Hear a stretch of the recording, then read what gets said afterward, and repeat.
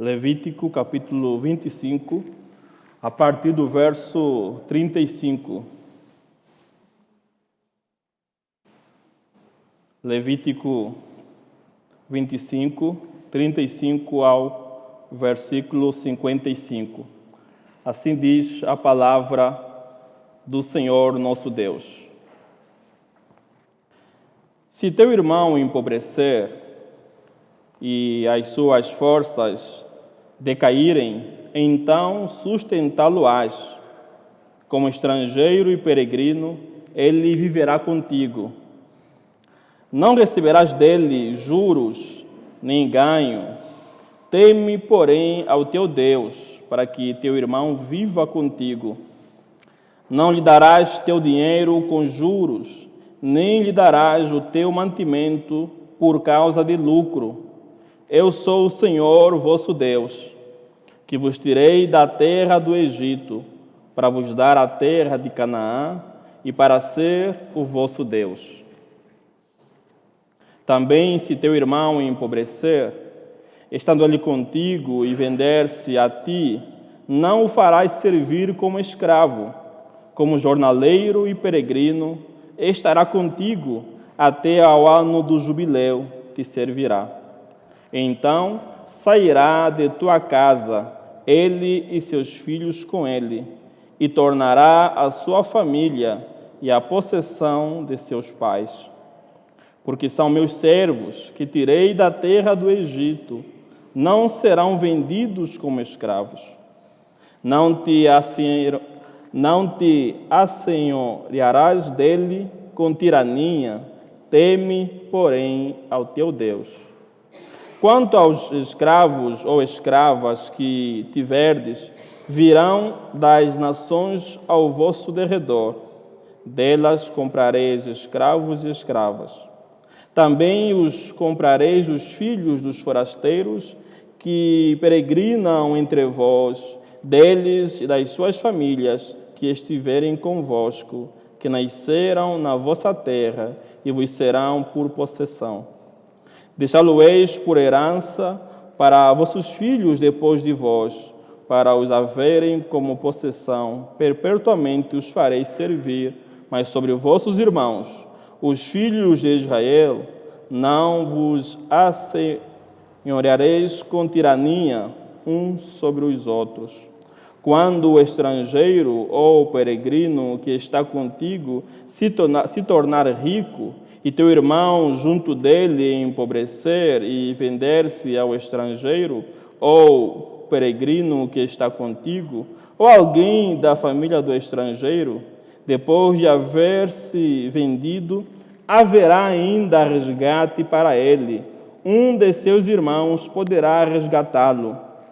Seu tio ou primo o resgatará. Ou um dos seus parentes, um dos seus, parente da sua família, o resgatará, ou se lograr meios, se resgatará a si mesmo.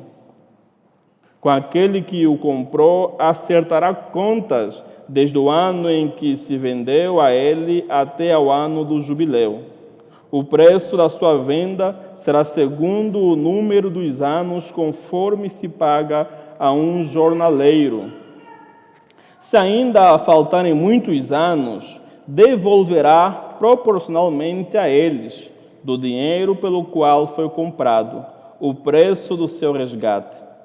Se restarem poucos anos até o ano do jubileu, então fará contas com ele e pagará em proporção aos anos restantes o preço do seu resgate.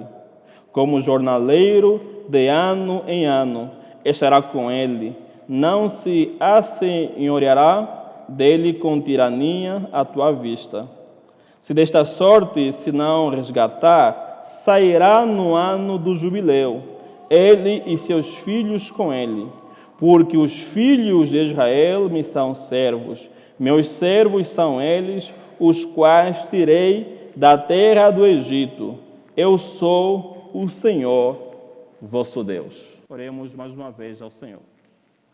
Bendito Deus e Pai, Senhor é o nosso Deus. E nós nos alegramos e nós nos regozijamos por essa grande bênção. Não somos mais escravos do pecado, mas sim servos servos do teu Santo Filho Jesus Cristo. A tua palavra foi lida e agora será exposta. Apesar da minha limitação, o Pai fala aos nossos corações, a fim de que possamos entender e viver segundo a tua palavra. Assim nós oramos em nome de Jesus. Amém. Meus irmãos, o capítulo 25 fala do ano do jubileu e brevemente já falaremos o que isto significa. Os versículos que nós acabamos de ler falam sobre o cuidado divino com os necessitados do seu povo, ajuda ao próximo. É um texto para a nossa época um pouco difícil de engolir, mas para a época em que foi escrito era de fato muito fácil de se entender, por conta de que a escravidão para nós ainda está muito próximo, principalmente a escravidão de negros africanos. Esse assunto muitas vezes nos é difícil de falar, às vezes ficamos acanhados, envergonhados, quando alguém nos pergunta sobre a Bíblia e a escravidão. Mas nós não precisamos ficar envergonhados quanto a isto, mas sim falar, apesar das nossas limitações, porque estamos muito distante da época em que isso ocorreu, propriamente a escravidão dentre os hebreus, aqui nos dias de Moisés. Não somente estamos longe do evento, mas também da época em que foi escrito.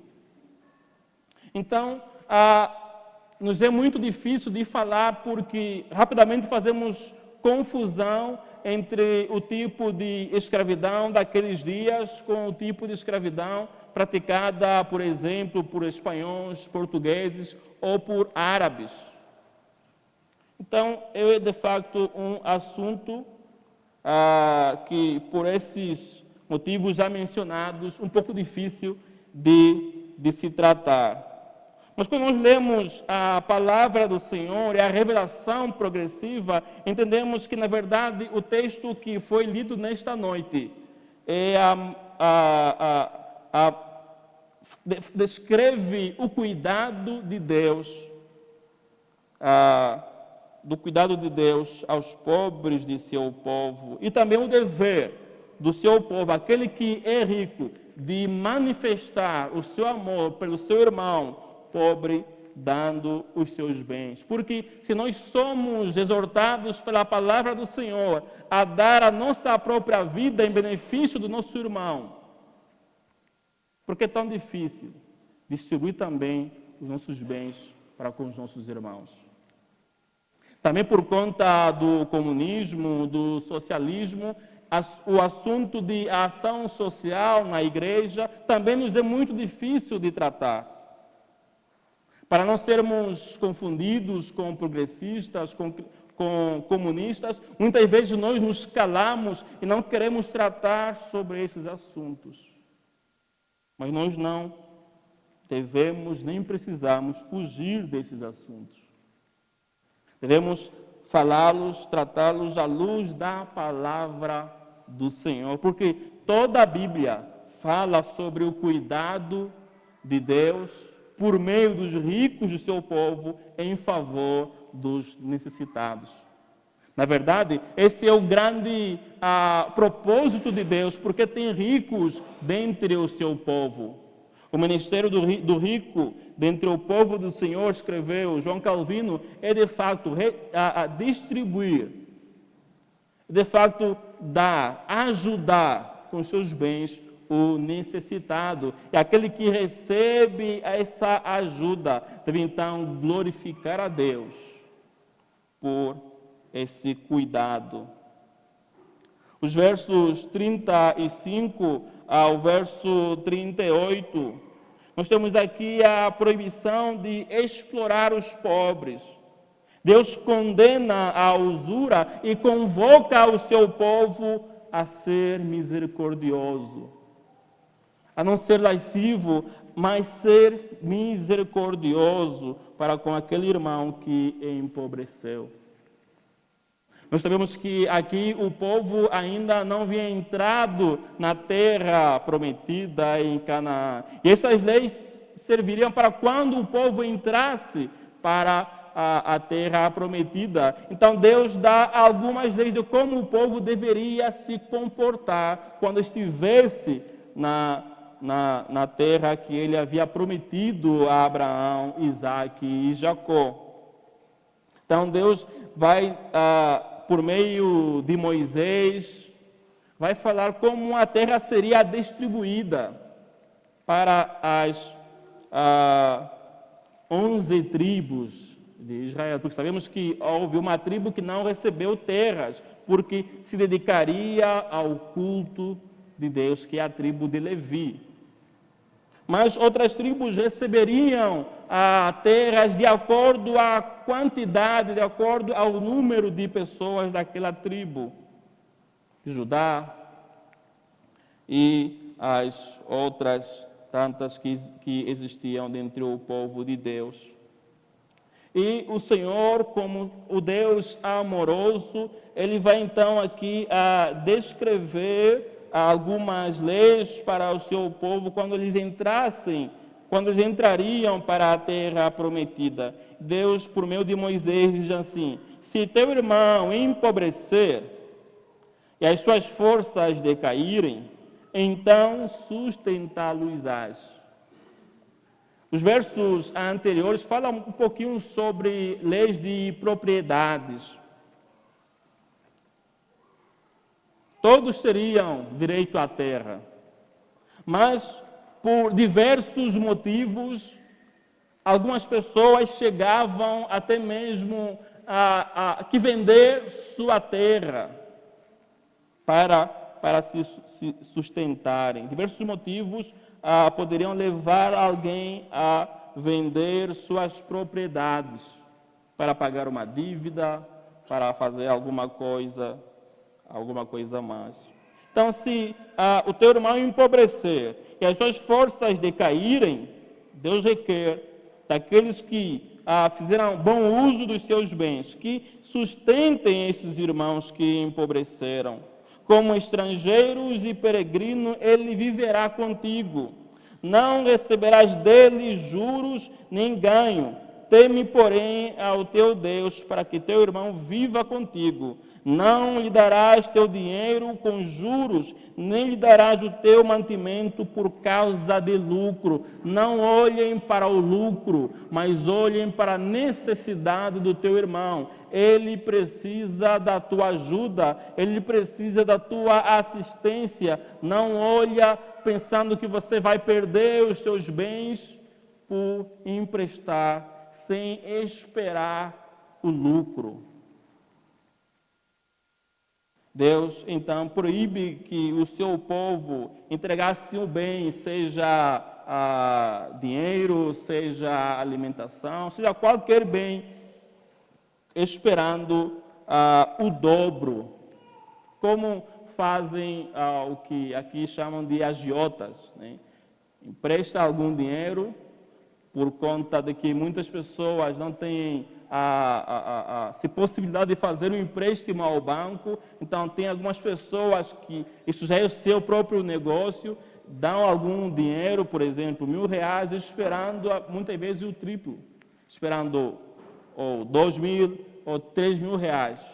E muitas pessoas que emprestam para uma necessidade básica chegam até mesmo a ter que emprestar a um outro agiota para pagar o primeiro agiota, e assim vão se enrolando cada vez mais. Essa prática é condenada dentre o povo do Senhor. Se teu irmão necessitar, não para desbanjar, mas para, de fato, algo proveitoso, e você tem como ajudá-lo, ajude-o, empreste-o, não esperando que emprestando R$1.000, você receba de volta R$2.000. Não é desse jeito que a Bíblia requer, mas sim emprestando R$1.000. Quando o teu irmão puder, te devolverá os R$1.000 emprestados.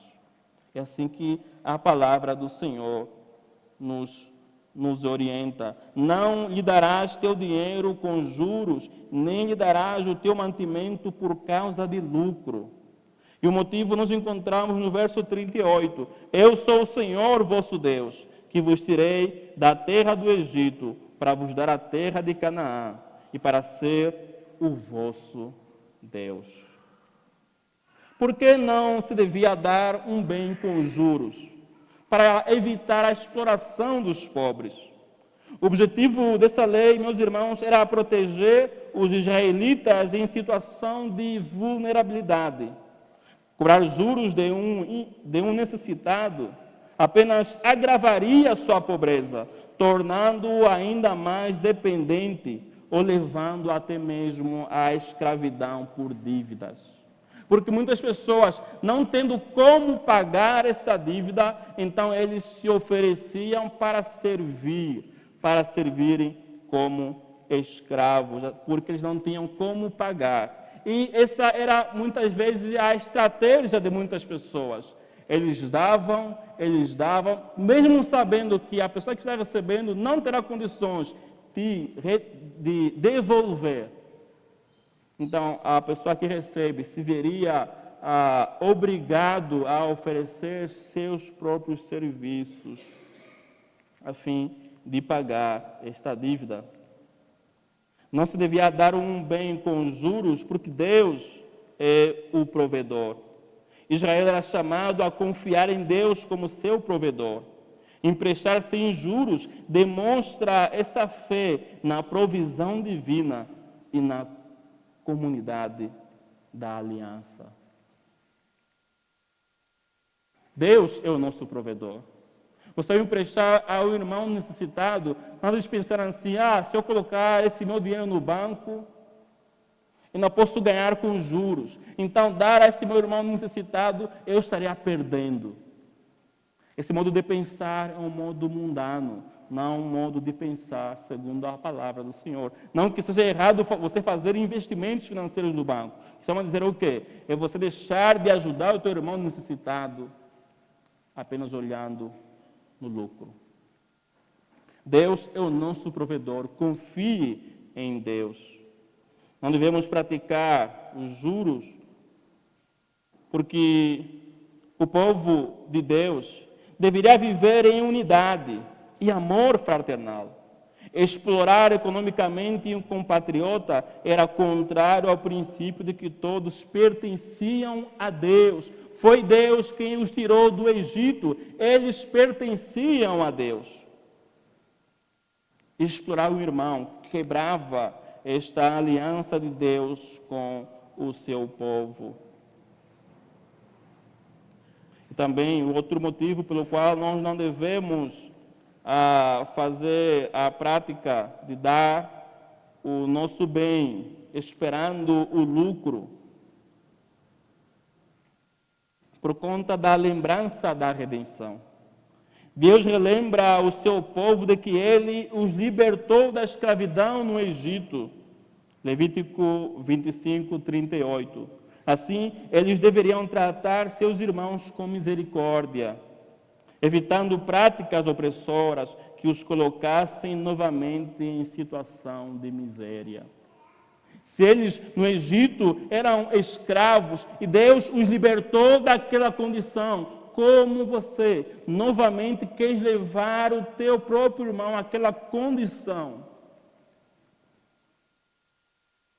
Ele, assim como você, pertencem ao Senhor. Pratique misericórdia e não exploração.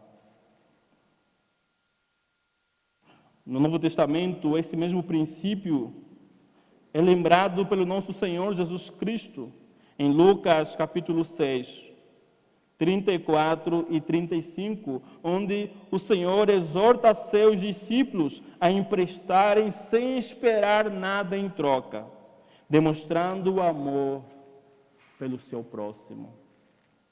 Como lembra Paulo, melhor é dar do que receber. Citando uma palavra de Cristo que não se encontra no Evangelho. Mas Paulo, como inspirado de Deus, ele faz essa citação, que era também uma das palavras de nosso Senhor Jesus Cristo. Tenha alegria em repartir, em dar, sem esperar em troca. Aqui nós estamos a falar de repartir o teu bem por conta de alguma necessidade. Não para que a pessoa esbanje. Não, mas é uma necessidade, de facto, é algo que a pessoa necessita, de tal forma que, se não tiver aquilo, não conseguirá manter a si mesmo nem a sua família. É nesse sentido. Não para que a pessoa realize uma viagem dos seus sonhos, compre alguma coisa luxuosa. Não, mas é para as coisas de facto necessárias.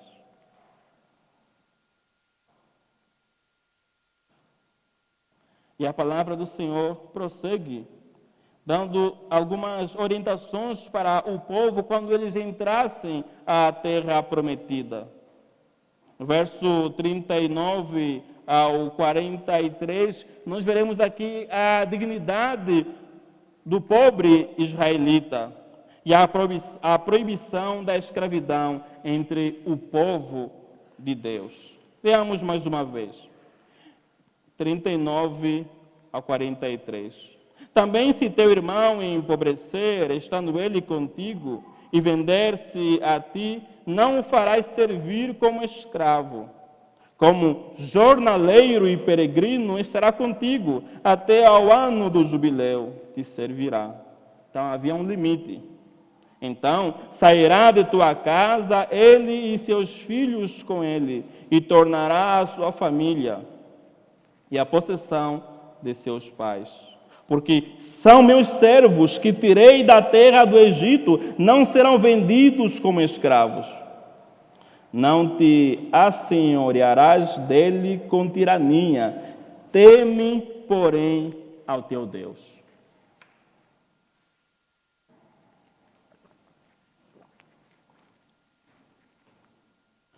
Vamos ler um outro texto que está em Deuteronômio, capítulo 15, que fala-nos um pouquinho também sobre esse assunto que estamos a tratar em Levítico. Deuteronômio, capítulo 15,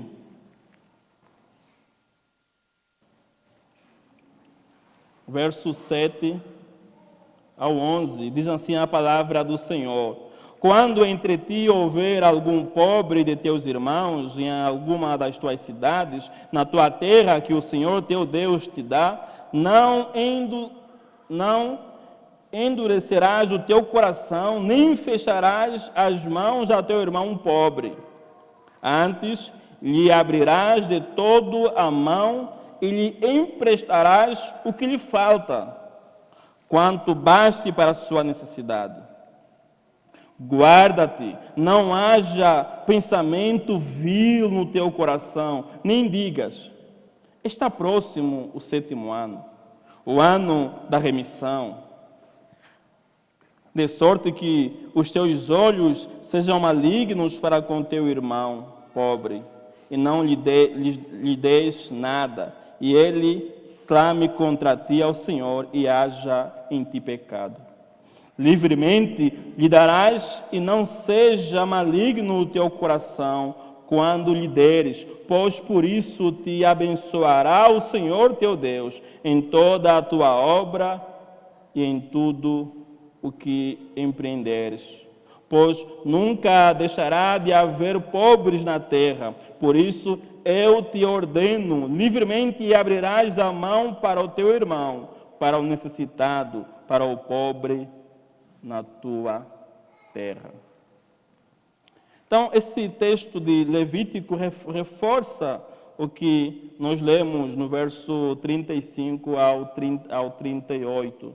E diversos textos do Novo Testamento também nos exortam a que auxiliemos, a que ajudemos o nosso irmão necessitado. Tito 3,14, por conta do nosso tempo, eu vou citar alguns textos e rapidamente lê-los.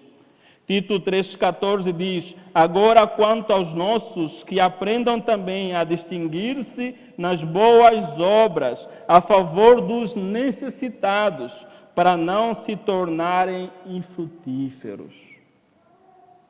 Tiago 2, 15 e 16. Se um irmão ou uma irmã estiverem encarecidos de roupa e necessitados do alimento cotidiano, e qualquer dentre vós lhe disser, ide em paz. Ou como muitas vezes quando ouvimos uma história complicada, nós apenas falamos assim, nossa, que complicado. E paramos por aí, como se apenas lamentar estaremos resolvendo o problema do irmão. Nossa, que complicado. Apenas isso não basta. Apenas dizer, ide em paz, aquecei-vos e fartai-vos, sem contudo lhes dar o necessário para o corpo. Qual é o proveito disso? Meus irmãos, naquela época a roupa era muito cara. Uma pessoa tinha talvez 3 mudas de roupa, 4, 5 no máximo. Quem tivesse 10 era rico. Talvez exagerei, talvez tenha apenas 2. Por isso aqui, algo necessário para a vida daquelas pessoas naquela época, como eu, até mesmo hoje, em alguns contextos, era a roupa, era o alimento. Nós devemos acudir a essa necessidade.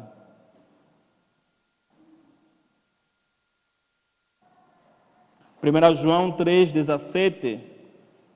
Ora, aquele que possuir recursos deste mundo e vir a seu irmão padecer necessidade e fechar-lhe o seu coração, como pode permanecer nele o amor de Deus?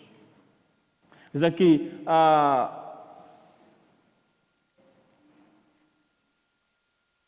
nossa fé, o nosso cristianismo deve redundar em boas obras. Claro que nós não fazemos boas obras para conseguir a salvação, mas uma pessoa que é salva, que tem uma fé verdadeira em Cristo Jesus, pratica as boas obras. E quais são as boas obras? Porque muitas vezes repetimos boas obras, mas quais são as boas obras? Isso que nós estamos lendo na palavra do Senhor. Repartir os teus bens com o necessitado. Conforme a igreja em Jerusalém, muitos faziam. Não era obrigatório, conforme Ananias e Safira, querendo ter glória, chegaram até mesmo a tentar mentir a Deus, e Deus os castigou.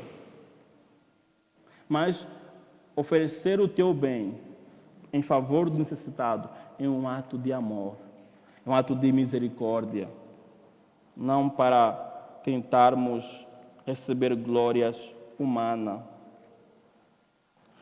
Aquele que fecha o seu coração para a necessidade do próximo, como pode permanecer nele o amor de Deus? Na verdade, revela que essa pessoa não tem o amor de Deus em sua vida, porque só pensa em si, só pensa no seu esposo, na esposa, nos seus filhos. A sua família é somente os de sua própria casa. E até mesmo o seu irmão em Cristo Jesus, essa pessoa ignora. Quanto mais aqueles que não são ainda servos do Senhor. Aí mesmo que não olharemos.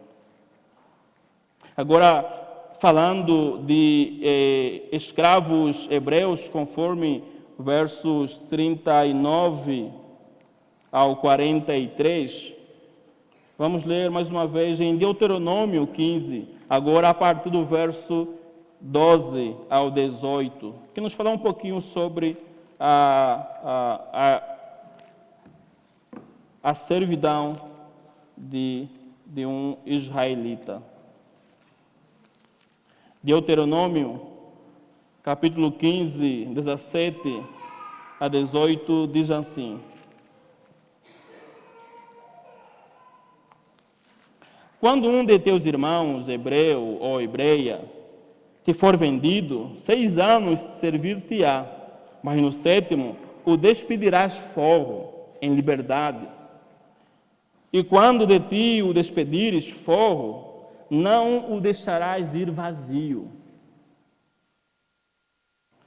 Liberalmente lhe fornecerás do teu rebanho, da tua eira e do teu lagar, daquilo com que o Senhor teu Deus te houver abençoado, lhe darás. Lembrar-te-ás de que foste servo na terra do Egito e de que o Senhor teu Deus te remiu, pelo que hoje isso te ordeno. Se, porém, ele te disser, aqui, o Senhor israelita tem um servo, o seu patriota. Na verdade, ele não poderia tratá-lo como escravo, mas como jornaleiro, mas como peregrino. Jornaleiro é aqueles que trabalhavam pelo salário de um dia. Trabalhavam e recebiam no mesmo dia. Por conta de empobrecerem, não tendo como sustentar as suas próprias vidas, muitos israelitas eles se vendiam ao seu irmão hebreu como escravo. E aqui a palavra do Senhor está a orientar como um senhor hebreu deve tratar o seu irmão que se vendeu como escravo. Então aqui o contexto é, esse senhor tratou muito bem o seu compatriota, a tal ponto dessa pessoa, mesmo já estando sendo liberado, com alguns bens que ele pode, por si mesmo, se manter, essa pessoa, por amor ao seu Senhor, chega a dizer o seguinte: não sairei de ti, porquanto te ama, a ti e a tua casa, por estar bem contigo. Então tomarás uma sovela e lhe furarás a orelha na porta, e será para sempre teu servo. E também assim farás a tua serva. Não pareça aos teus olhos duro o despedi-lo forro, pois 6 anos te serviu por metade do salário do jornaleiro. Assim o Senhor teu Deus te abençoará em tudo o que fizeres. Verso 16. Aqui começamos a perceber a diferença entre a escravidão daquela época e a que foi praticada recentemente. E, pasmem, infelizmente, ainda que em secreto, ainda há pessoas no estado de escravidão. Negros e brancos, índios, asiáticos. Infelizmente, isso até hoje ainda é praticado. Mas a escravidão que é praticada tanto em tempos modernos quanto pós-modernos, ela é diferente da época em que essa palavra foi escrita. Vejam que muitos escravos chegavam a ocupar até mesmo cargos elevadíssimos. Até mesmo no Império Romano, alguns escravos chegavam a se tornar grandes generais. Alguns até mesmo chegavam a assumir um cargo no Senado romano. Um escravo da casa de César era muitíssimo mais rico que muitas pessoas, até mesmo governantes. Nós temos um exemplo disso no livro de Gênesis, um escravo que se tornou o braço direito de Faraó. Quem? José. Então, aqui o contexto é que esse escravo, por ser muito bem tratado, talvez até mesmo chegou a ser administrador dos bens do seu senhor, então ele prefere se manter nesta condição e não sair aforro, em liberdade. Mas se esse não for o caso, se esse escravo de fato quiser a sua liberdade, verso 18, o Senhor não deve ficar entristecido ao ponto de impedi-lo que saia em liberdade, mas deve despedi-lo em paz e dar o que é necessário para que ele, então, saindo, possa se sustentar. Mas é da vontade aqui descrita de Deus que nenhum israelita deveria ser tratado como escravo, senão como trabalhador, ainda que recebesse um salário, ainda que recebesse a metade de um salário de um peregrino, de um jornaleiro, simplesmente para poder ter o que comer, ter onde dormir. Muitas circunstâncias levavam uma pessoa a este ponto. Os versos anteriores falam um pouquinho sobre isto, quando fala das leis da propriedade. Também Êxodo e Deuteronômio falam sobre isto. Muitas vezes a pessoa, ou por não gerir muito bem os seus bens, ou por uma outra, chega a vender a sua propriedade, não tendo mais o que vender, então chega a vender os seus próprios serviços. Então a pergunta que não quer calar, é difícil para nós de responder, é: por que Deus permitia a escravidão?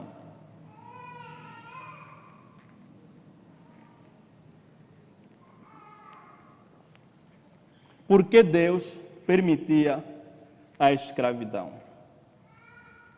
Alguns ateus gostam de fazer essa pergunta. Como nós devemos responder a esta pergunta? Meus irmãos, a escravidão no contexto bíblico, repito, era diferente da escravidão cruel e desumanizante vista em tempos mais recentes, como no tráfico transatlântico de africanos por parte de alguns países europeus, ou praticada por árabes, que também foi muitíssimo cruel e mais longa do que a escravidão europeia. E nós sabemos que os povos antigos praticavam a escravidão em qualquer parte do mundo. Tanto na Europa, europeus escravizando povos de outras etnias europeias, como africanos escravizando povos de outras etnias africanas, asiáticos e assim por diante. A escravidão era comum no mundo antigo, era muitíssimo comum no mundo antigo, no tempo que a Bíblia foi escrita tanto no Antigo Testamento como no Novo Testamento. Mas aquele tipo de escravidão, ainda que não é o ideal para qualquer época, nós precisamos, em primeiro lugar, entender que são diferentes. Não devemos fazer anacronismos. No Antigo Testamento, a escravidão era geralmente uma forma de trabalho forçado para pagar dívidas ou resultado de guerras. Muitas pessoas eram levadas como espólio. No caso de Israel, Deus permitiu a escravidão como uma realidade social da época, mas estabeleceu limites para evitar abusos e promover dignidade. Nós sabemos que precisamos entender que Deus, dando algumas leis, naquela época não era exatamente para acabar com aquela prática, mas para, diferente de outros povos, tentar promover dignidade humana e impedir abusos, crueldades. Algumas razões para a permissão dessa prática naquela época incluem proteção dos pobres. Sério isto? Em vez de deixarem uma pessoa que empobreceu morrer de fome ou ser completamente abandonado, um endividado podia se vender como servo e ter sustento garantido. Esse sistema impedia que pessoas pobres fossem exploradas sem nenhuma proteção. Estando nessa condição, poderia ter o que comer, poderia ter onde dormir, poderia até mesmo chegar a postos relevantes na sociedade, ainda que sobre o status de escravidão. Outro motivo é a regulamentação e limitação. Diferente da escravidão brutal em outros povos, como os heteus, os cananeus, Deus estabeleceu leis que protegiam os escravos em Israel. Por exemplo, os escravos hebreus deviam ser libertados no ano do jubileu. Eles não poderiam ser tratados com severidade. Um escravo que fugisse de um senhor cruel não deverá ser devolvido jamais. Outro motivo, redenção e transformação progressiva. Devemos sempre entender isto, a revelação progressiva nas Sagradas Escrituras. O plano do Senhor sempre apontava para a redenção completa da humanidade. Com o tempo, princípios como o amor ao próximo, Levítico 19, 18, a libertação espiritual culminariam na mensagem de Cristo, que trouxe a verdadeira libertação. Conforme Isaías 63, o Messias viria para proclamar o ano aceitável do Senhor, para proclamar libertação aos cativos, aos escravizados, aos pobres e assim por diante. Então, nenhum israelita poderia servir como escravo. Mas por que os israelitas não podiam ter escravos hebreus? Porque eles pertenciam ao Senhor. Essa é a reivindicação do Senhor. Eu sou o Senhor vosso Deus, que vos tirei da terra do Egito. Eles pertenciam ao Senhor.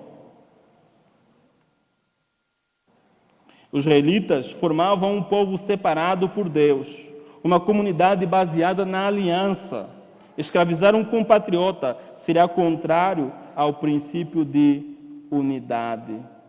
Então, eles poderiam trabalhar temporariamente como se fossem um escravo, mas no ano do jubileu, eles deveriam ser libertados. Nos versículos seguintes, no verso 44 em diante, fala assim a palavra do Senhor. Quanto aos escravos ou escravas que tiverdes, virão das nações ao vosso derredor. Delas comprareis escravos e escravas. Também os comprareis dos filhos dos forasteiros, que peregrinam entre vós, deles das suas famílias que estiverem convosco, que nascerem na vossa terra, e vos serão por possessão. Deixá-lo-eis por herança para vossos filhos, depois de vós, para os haverem como possessão perpetuamente, e os fareis servir. Mas sobre o vosso irmão, os filhos de Israel, não vos assenhoreareis com tirania um sobre o outro. Quando o estrangeiro ou o peregrino que está contigo se tornar rico, e teu irmão junto dele empobrecer, e vender-se ao estrangeiro ou peregrino que está contigo, ou alguém da família do estrangeiro, depois de haver se vendido, haverá ainda resgate para ele. Um de seus irmãos poderá resgatá-lo, libertá-lo, seu tio ou primo resgatará, um dos seus parentes da sua família o resgatará, ou se lograr meios, se resgatará a si mesmo. Com aquele que o comprou, acertará contas desde o ano em que se vendeu a ele até ao ano do jubileu. O preço da sua venda será segundo o número dos anos, conforme se paga a um jornaleiro. Se ainda faltarem muitos anos, devolverá proporcionalmente a eles, do dinheiro pelo qual foi comprado, o preço do seu resgate. Se restarem poucos anos até o ano do jubileu, então fará contas com ele e pagará com proporção aos anos restantes o preço do seu resgate. Como jornaleiro de ano em ano, estará com ele, não se assenhoreará dele com tirania à tua vista. se desta sorte, se não resgatar, sairá no ano do jubileu. Aqui, então, nós podemos encontrar que é a vontade do Senhor que, de fato, todos estivessem em liberdade. E a lei, uma das características da lei, é apontar para a promessa, para a realidade restaurada que Deus requer. A lei ainda não era a realidade final, a realidade última, mas era a promessa, apontava para a libertação em Cristo Jesus. Em Cristo, sim, não há mais livres nem escravos. Todos somos um em Cristo Jesus. E também esse tipo de lei visava até mesmo a colocar temor às pessoas, a fazerem bons usos dos seus recursos para não chegarem a este ponto de terem que se vender como escravos, mas sim fazerem bons usos dos seus recursos, a fim de poder se sustentar e ajudar aqueles que precisam ser auxiliados. Verso 47 e 55, já finalizando com a exposição da palavra nessa noite, aponta sobre um dia de grande alegria, o dia do jubileu, que se iniciava com o toque da trombeta, do chofar, anunciando assim um ano de grande alegria, onde tudo era restaurado. Se a pessoa teve que vender a sua propriedade, no ano do jubileu receberia de volta a sua propriedade. Se teve que se vender para poder manter a sua família, no ano do jubileu seria solto. Nesse ano, todos os escravos hebreus eram libertos, as terras voltavam aos seus donos originais, as dívidas eram perdoadas. Se a pessoa fez dívida, e 2 anos depois já era o ano do jubileu, a dívida era perdoada. Por esse motivo, muitos israelitas que eram gananciosos não aceitavam ajudar o seu próximo, sabendo que daqui a 2 anos a dívida já foi perdoada. Então, os gananciosos não aceitavam ajudar, mas deveriam fazê-lo, porque era a vontade do Senhor. Nesse ano a terra descansaria. Esse ano garantia que ninguém ficaria permanentemente empobrecido ou escravizado, pois Deus era o verdadeiro dono da terra e do seu povo.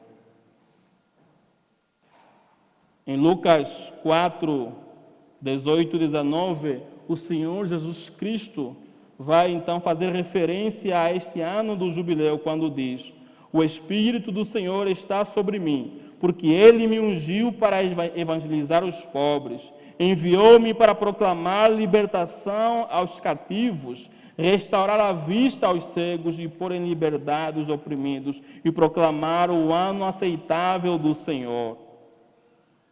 Então, o nosso Senhor Jesus Cristo é aquele que de fato cumpre plenamente o ano do jubileu. Ainda que Deus, naquela época, permitisse que houvesse escravidão, Deus já apontava para a restauração. Para a restauração, as coisas voltariam a funcionar conforme Deus requeria, conforme é descrito em Gênesis 1, 2, conforme é descrito em Apocalipse 21, 22. A libertação dos cativos no jubileu aponta para a nossa libertação do pecado e da morte. O perdão das dívidas no jubileu aponta para o perdão de nossos pecados pelo sacrifício de Cristo Jesus. E aí, a restauração, a restituição das terras da herança no jubileu apontam para uma herança eterna no novo céu e na nova terra. O descanso e a nova vida em Cristo Jesus. Verdadeiramente nós encontraremos descanso espiritual para sempre. No novo céu e na nova terra não haverá mais desigualdades, não haverá mais empobrecidos, não haverá mais escravos, não haverá mais nenhum motivo de tristeza, mas apenas a alegria sem fim. Viveremos eternamente com o Pai, o Filho e o Espírito Santo. E é Cristo quem proclama este dia, é Cristo quem proclama o ano aceitável ao Senhor. De fato, é impossível esgotar esse assunto tão denso, complicado, mas que nós possamos olhar para a palavra do Senhor e compreendê-la como um todo, uma revelação progressiva. Entender que os efeitos da queda fizeram com que as coisas não funcionavam como deveriam funcionar. Mas o Deus de amor é aquele que estava restaurando as coisas paulatinamente. Ainda que quando nós lemos leis como essa, até mesmo chegamos a ficar um pouquinho envergonhados, entristecidos, nós não precisamos fazê-lo. Mas devemos entender que o Deus que criou, ainda que nós mesmos estragamos, caindo, pecando contra o Senhor, o Deus de amor, Ele veio e estava restaurando tudo. E em Cristo Jesus, a restauração foi garantida. E nós podemos esperar que Cristo voltará, porque Ele já anunciou o ano aceitável, o jubileu, o dia de alegria. Nós podemos esperá-lo. E Ele virá. E povos de todas as línguas, tribos e nações o adorarão para sempre. Amém. Amém.